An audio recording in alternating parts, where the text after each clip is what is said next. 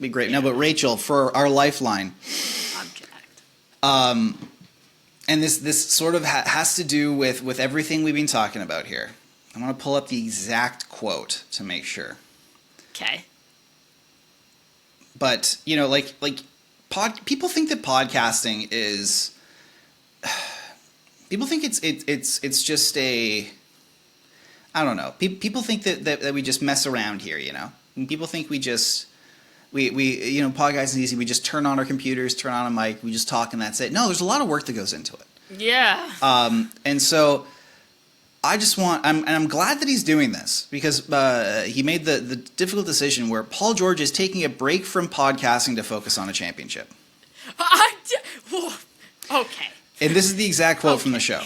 I want to let the Podcast P family know that after today's episode with Dwight Howard, I'm assuming, I plan to take a break from the pod just to focus on getting my body right, getting mentally right, and, you know, help this squad make a push towards our goal to finish the season out, give ourselves a chance to be in contention to compete for a championship. That's great. That's very admirable thing to do. However, and I would sort of like maybe counter that with the fact that the Philadelphia 76ers are 20-37 right now. They're 10th. They are 10th in the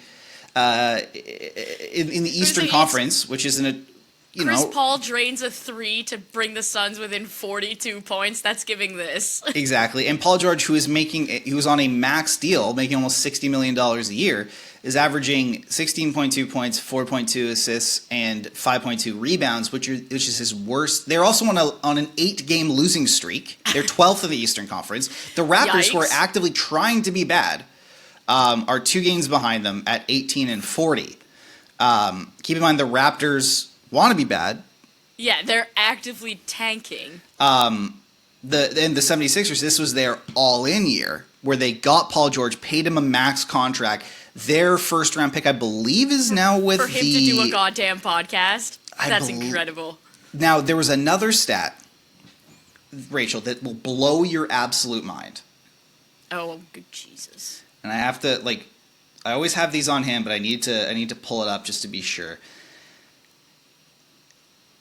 Since joining the Sixers, Paul George has uploaded more podcast clips to YouTube than field goals made. Oh my God. The Podcast P account has uploaded 228 clips since he joined the 76ers in July of this past summer. He has made 191 field goals as a Philadelphia 76er. Okay. I'm just going to say, Paul George is definitely not doing that uploading, but the optics of that Paul George is not grinding. Bad. He's not grinding the edit, of his podcast. Yeah, Paul George's not like us. We upload our own clips. Yeah. He's not uploading his own clips, but here's the thing. The optics of that, we talk about that, in hockey. So Tony DeAngelo signs with the Islanders, and I have it on really good sourcing that there was a sit-down between him and Lou, and basically the expectations were made quite clear. And if you notice, we haven't had any nonsense from Tony DeAngelo. I haven't seen him tweet at all. 0 times, and he hasn't been spouting his mouth off in the media, and he hasn't been a loon ball. He's actually been pretty good for the Islanders, all things considered. But, I'm just trying to picture for a second. Elias Pettersson is performing about as well as Paul George is. Mm-hmm. And they paid him 11.6. Not a supermax, but a lot of money. Could you imagine if Elias Pettersson was just vibing on a podcast right now? That's basically what's happening here. First of all, Jim Rutherford's head would explode. I can't believe that that's real. It is. It's a real stat, but I can't believe that that's real. And damn. It took that is tough look, man. It is after the trade deadline now.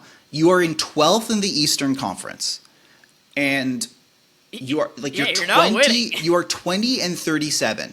And now is the time you've decided to take a step back from your podcast to focus on contending for a championship? What are the odds that 76ers management said to him, "Hey, that's enough"? If I was 76ers management, like I would literally like do a full on like Zero Dark 30 torture scene on him to be like, you will forget what a podcast mic is. Because they have to, if they want to make the playoffs, they literally have to. They basically have to almost run the table. Their margin for error is about 5 losses. Like to make the play-in, which is like the 9th and 10th seed, basically, like you got to be 500. Yeah, so their margin for error is like 5 losses. Like 23 and 35 are the Bills. Not the Bills, the Bulls, sorry, who stink. Yeah. And they're the last team in the play-in right now. Like the play-in will be as it stands right now, the play-in is the Magic, the Hawks, the Heat, and the Bulls. They're all well below 500. Yikes. But like, which is also like a sentiment of what the Eastern Conference is like. But also like none like of the those Pistons teams are in the playoffs for right a championship. Dude, you want to know? Like the Pistons are 32 and 26 Ugh. right now. Like but the Pistons broke the record for most consecutive losses in NBA history last year. Like and now they're Who's good in the East? Milwaukee. Like the Celtics and the Cavs. Cleveland. Yeah, the Celtics, okay. the Cavs, and the Knicks are good in the East. Everyone else is pretty mid to bad. And okay. So, but like it's wide open, and you still suck that much. Playing predominantly You're not contending for anything, Paul. And on top of that, you're playing without a doubt, the worst basketball of your career. Like, if you want to factor in context of being like you're not a rookie, because he hasn't played this poorly since he was a rookie. Like, you're playing the worst basketball of your career. And it is February 28th right now. Definitely February 28th right now. And, because the election was yesterday and not tomorrow. And you're averaging your worst stats across the board since your rookie season. Your team is 20 and 37. You're two spots out of the last play-in tournament spot.